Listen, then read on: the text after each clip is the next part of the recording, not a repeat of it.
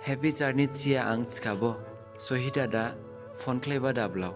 Hokjerni baroba jiha happy birthday tsmani ang tarik khathauya.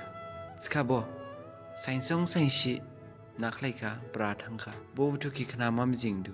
Horsong phone ke khamau haphahi tingi ai singaning thu.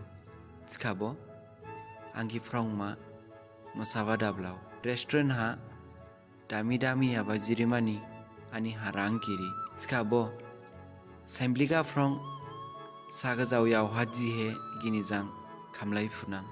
Long drive thangmani ani ha gari kiri. Tskabo saimbli ha nini yawdo ha yawrim hi noka sauni sathrai mojang sinai hi yaprisi himpa funang.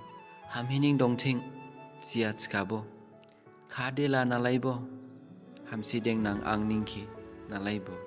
Duhatsi ningani jafunang na jafuya.